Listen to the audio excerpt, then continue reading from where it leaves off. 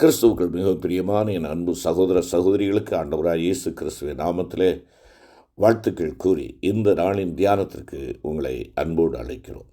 இன்றைய தியான பகுதி அப்போஸ்தலனாகிய பவுல் ரோமருக்கு எழுதின நிருபம் 6ஆம் அதிகாரம் 12 முதல் 23 வசனங்கள். ரோமர் 6ஆம் அதிகாரம் 12 முதல் 23 வசனங்கள்.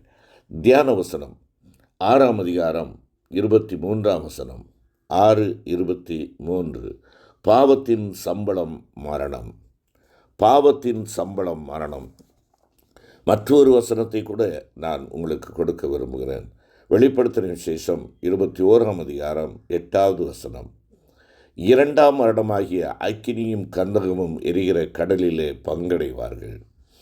அருமையான கர்த்தருடைய பிள்ளைகளே, கடந்த நாளிலே நாம் வேதமாகிய கண்ணாடி நம்மை பாவி என்று வெளிப்படுத்துகிறது என்பதை நாம் தியானித்தோம். இந்த உலகத்திலே ஆண்டவருடைய வார்த்தைக்கு கீழ்ப்படியாது முதலாவதாக பாவத்தை அரவணைத்து கொண்ட ஆதாமினுடைய வாரிசாக வரக்கூடிய நாம் அனைவரும் பாவிகள் என்பதை பரிசுத்த வேதாகமம் நமக்கு உணர்த்துகிறது.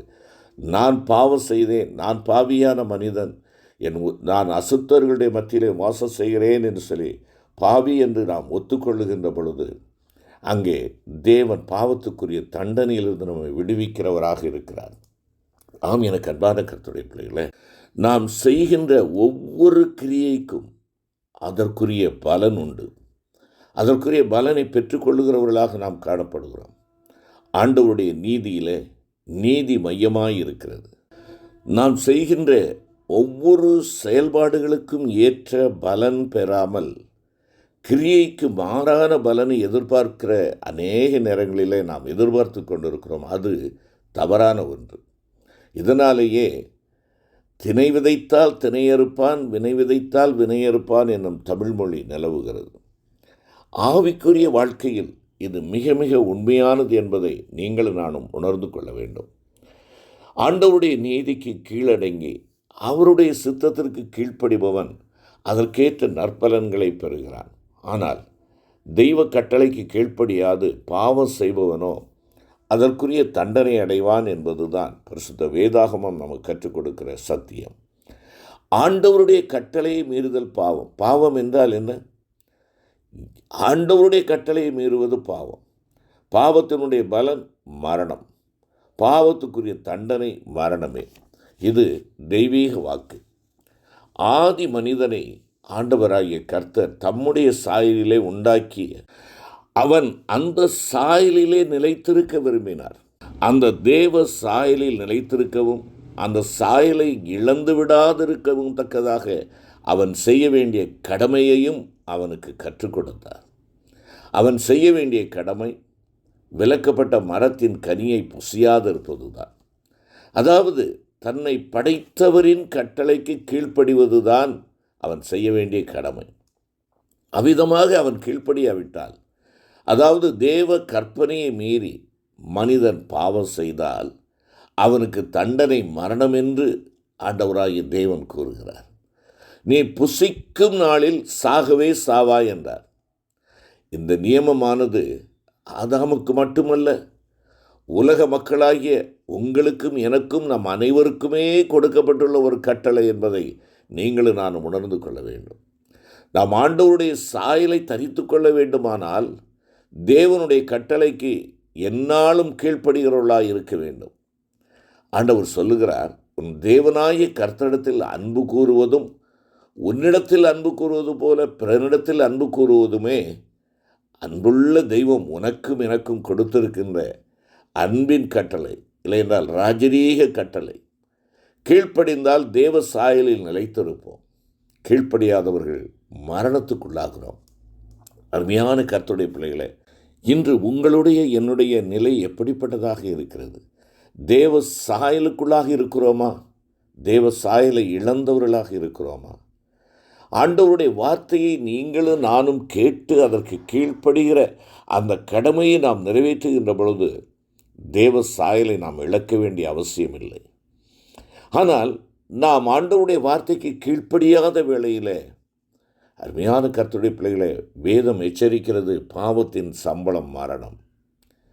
கர்த்தருடைய வார்த்தையை மீறுவது பாவம். அந்த பாவத்திற்குரிய தண்டனை மரணம். அதைத்தான் வெளிப்படுத்துகிற விசேஷத்தில் அங்கே அக்கினி கடல் என்பதாக சொல்லுகிறார். அக்கினியும் கந்தகம் எரிகிற கடலிலே அவர்கள் போடப்படுவார்கள் என்று சொல்லுகிறார்.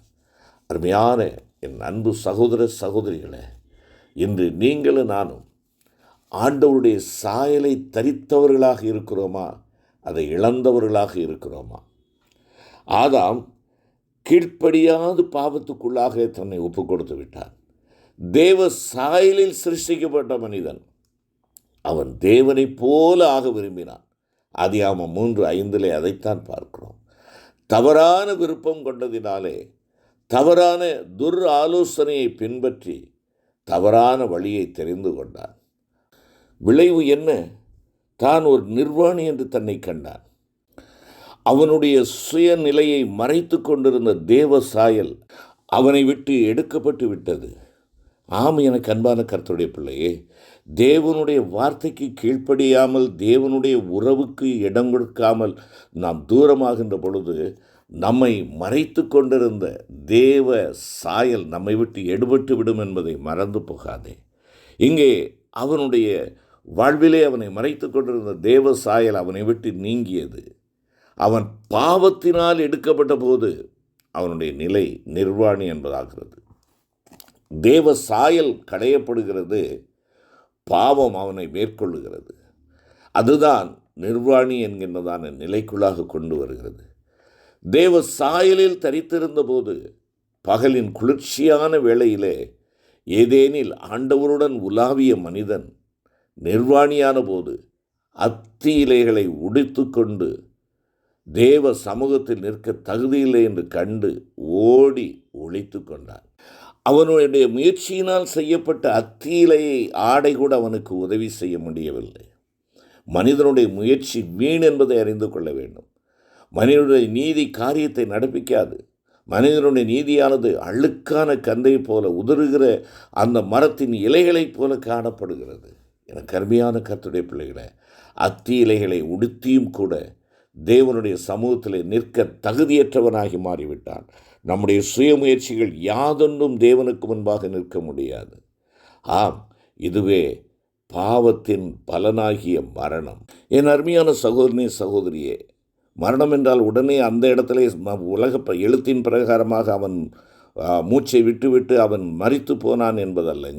இங்கே நாம் மரணம் என்று குறிப்பிடுகின்ற ஒரு காரியம், தேவனோடு உலாவும்படியாக சிருஷ்டிக்கப்பட்ட மனிதன் அவருடைய பிரசன்னத்தில் நிலைத்திருக்க முடியாது இருக்கிறானே, அதுதான் மரணம். அதுதான் மரணம். பாவத்தின் சம்பளம் மரணம்.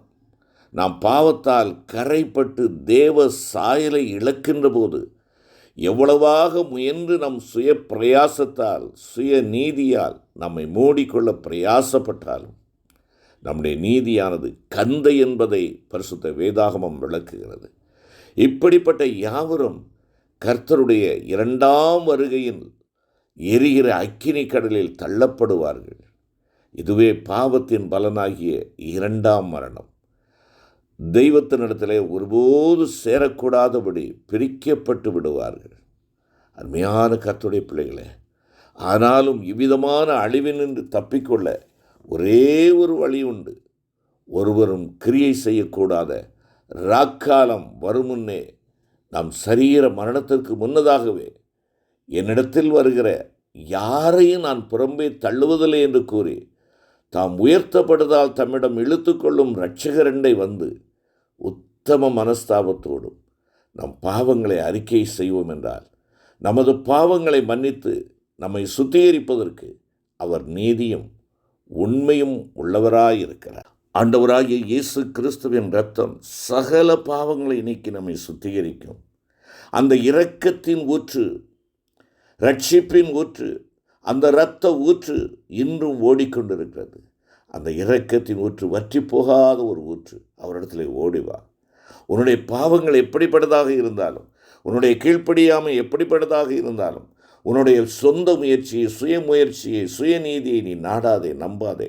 உலகத்தை பார்த்து உன்னை நியாயம் தீர்த்து கொள்ளாதே. நீ நல்லவன் என்று சொல்லி நீ வாதிடாதே. அவரிடத்தில் ஓடிவா. ஆண்டவரே, நான் பாவி, என்னை மன்னியும் என்று சொல்லி ஆண்டவரிடத்தில் நீ ஓடி வருவாய் என்றால் நம்முடைய சகல பாவங்களை நீக்கி சுத்திகரிக்கிற கர்த்தர் நம்மை சுத்திகரிக்கிறவராக இருக்கிறார். என் அன்பான சகோதரனே சகோதரியே, காலத்தை வீணடிக்காதே. இப்பொழுதே இரட்சணிய நாள், இப்பொழுதே அனுக்கிரக காலம், இப்பொழுதே மன்னிப்புக்காக கெஞ்சி நாளை பார்த்து கொள்ளலாம்.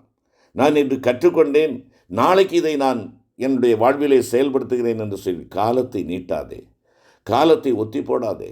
நாளை நம்முடையதல்ல. இன்றே இப்பொழுதே தேவனுடைய சமூகத்தில் ஓடி வருவோம். இதை தவற விட்டு விட்டோம் என்றால் அவனவனுக்கு நான் அளிக்கும் பலன் என்னோடே கூட வருகிறது என்று நீதிபதியாகிய ஆண்டவராகிய இயேசு கிறிஸ்து சொல்லுகிறார். அருமையான கர்த்தருடைய பிள்ளையே, நீயும் நானும் இரத்த ஆற்றிலே மூழ்கி பாவம் மன்னிக்கப்பட அவரிடத்தில் ஓடி வருவோமா? கிருபை நிறைந்த ஆண்டவரே, நான் பாவி என்று ஒத்துக்கொள்கிறேன் அப்பா. நான் பாவியான மனிதன், பாவமுள்ள மக்களுடைய மத்தியிலே வாசம் செய்கிறவன். ஆண்டவரே, நாங்கள் ஒத்துக்கொள்கிறோம். உம்முடைய பிரசன்னத்தை இழந்தவர்களாக நாங்கள் நிர்வாணிகளாக இருக்கிறோம். எங்களை மறைத்து கொண்டிருந்த தெய்வீக பிரசன்னத்தை, தெய்வ சாயலை இழந்து விட்டோம். தயவாய் எங்களுக்கு இறங்கி பொறுத்து ஆண்டவரே, உம்முடைய இரத்தத்தினாலே கழுவி சுத்திகரித்து நாங்கள் என்றென்றும் உம்முடைய பிள்ளைகளாய் உம்முடைய அடிச்சுவட்டை பின்பற்றி நடந்து செல்ல ஆண்டவரை இன்றே ஓடி வருகிறோம். இன்றே இரட்சணிய நாள், இன்றே அனுக்கிரக காலம் என்று சொல்லி உம்மிடத்தில் வருகிறோம். எங்களை மன்னித்து உம்முடைய ரட்சிப்பை அருளி செய்து இரட்சகரின் கரம் பிடித்து நடக்கிறவர்களாக உலாவுகிறவர்களாய் காணப்பட எனக்கும் எங்களுக்கும் கிருபை தாரும். ஆண்டவர் இயேசு கிறிஸ்து மூலம் வேண்டிக் கொள்கிறோம் நல்ல பிதாவே, ஆமென்.